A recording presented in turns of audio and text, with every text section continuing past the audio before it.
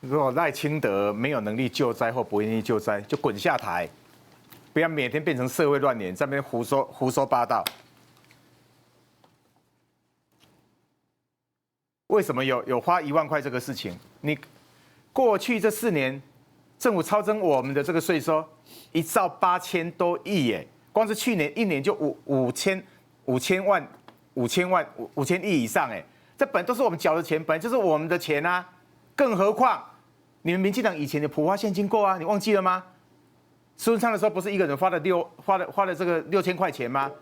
那2008年亚洲金融风暴的时候，蔡英文还有那时候当立法委员的赖清德都讲过要普发现金，最快最有效。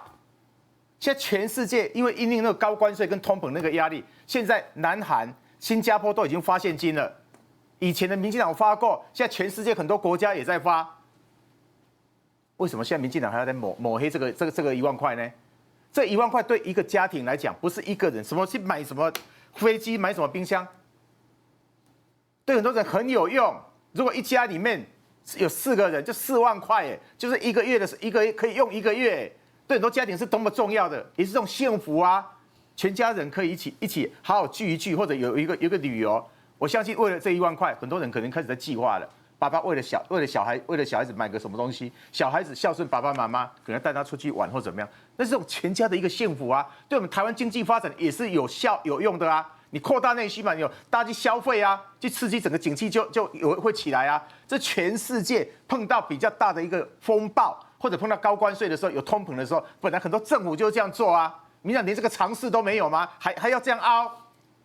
另外有一个很严重的一个背景，我们过去钱超收了我们人民纳税人这么多，没有花回来给我们人民的时候，到哪里去了？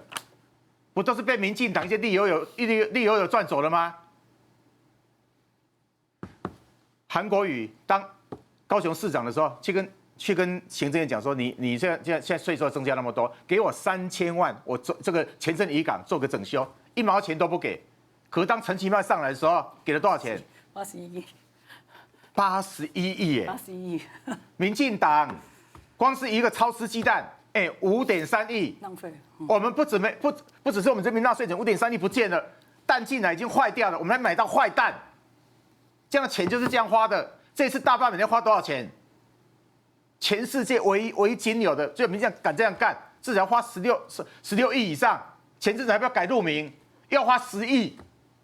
民进党花我们的钱都不手软的。一个光电的弊案，到目前为止全台湾被起诉的光电弊案超过100件。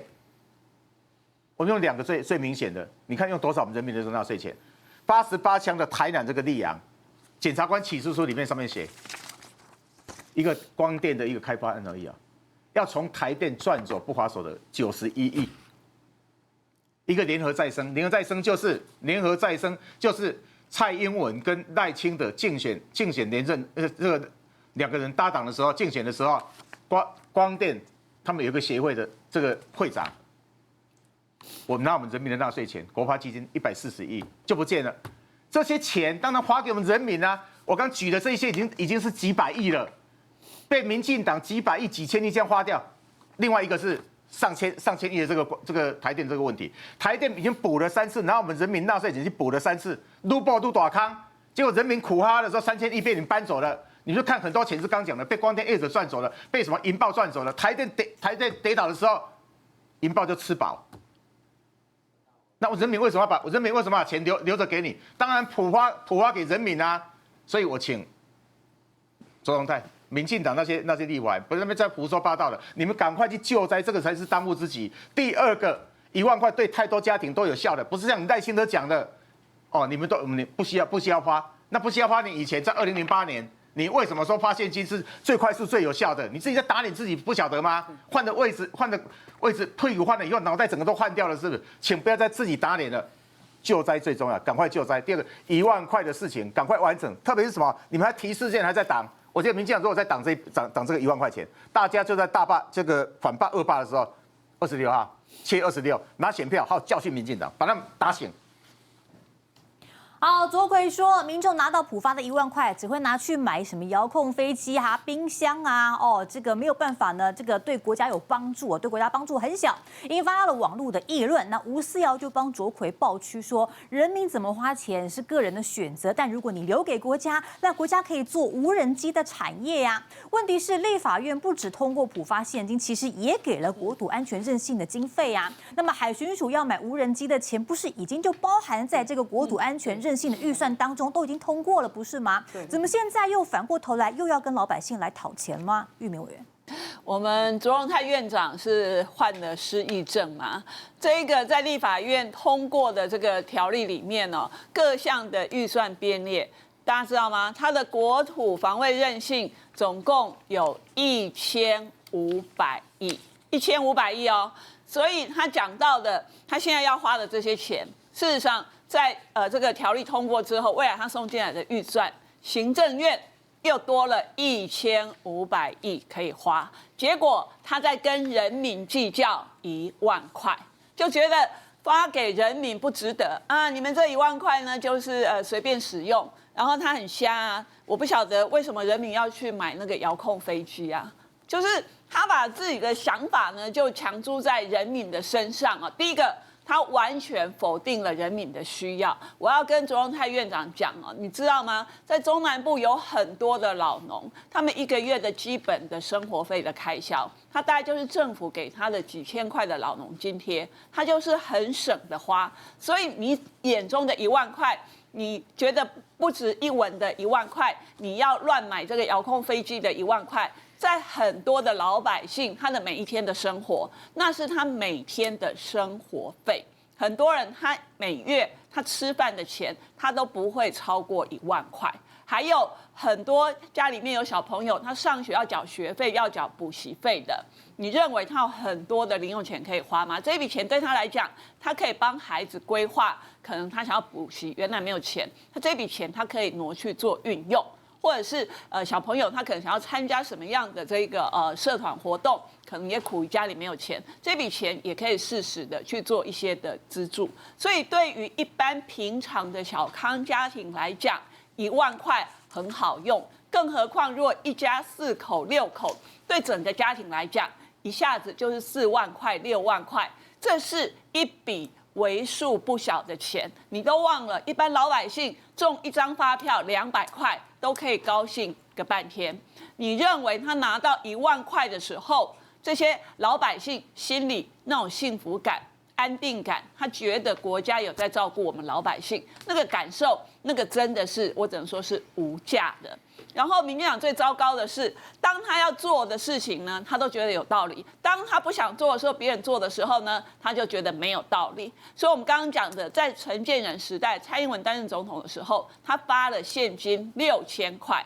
我就问李佑昌，你敢不敢去批评这个蔡英文？他当时发的这6000块是掏空国库。你们这一些现在反对那么大声的人，你们所有反对的理由，你敢回去告诉蔡英文说你做的通都是错的吗？不是嘛？当时我们看到民进党立委什么开记者会哦，标题写什么全民共享经济，然后呢就讲得很好听，说哎呀，我们因为政府我们超征的税额呢非常高，所以呢应该跟全民共享。而且当时民进党告诉大家的是，这笔钱出去之后，不是像卓荣泰讲的对国家没有帮助，他说会刺激我们的经济成长，他说会提高我们的 GDP。那我就问民进党啊，你要双标到何时？当时你发6000块的时候，大家也都赞成啊，就是全国都欢腾哦，全民共享经济。那怎么现在国民党提出来金额只是比你高而已，多个4000块，然后你就轰跳起来反对呢，把他批评的一文不值呢？我们的卓荣泰院长把这1万块发给老百姓，是这么的厌恶，这么的觉得不对。他讲的那个话，其实引发非常多的网友真的非常的愤怒哎。那个吴思瑶在那边，他说什么歪什么扭曲很可怕，歪楼扭曲很可怕。卓奎是欢迎花1万块发到人民手上哦。你是当大家没念书吗？那个所有的字这样子对照下来，卓奎是欢迎1万块到人民手上的吗？他说对国家的帮助很小，他觉得只是去买那个遥控飞机，所以根本就不需要，这个吴思瑶，你的中文念到哪里去了？你要硬凹到这种程度吗？谁在扭曲？是你们的心态太扭曲了。对老百姓好的事情，你们硬要这样子说掏空国库，这是多大的帽子啊？有必要这样子吗？然后林右昌讲什么？这是在天上飞的钱，这什么意思啊？这是老百姓辛辛苦苦工作缴税，无论是个人所得税、营业事业所得税，所有的税收的钱，这是共同打拼的成果，这不是你民进党的钱，好吗？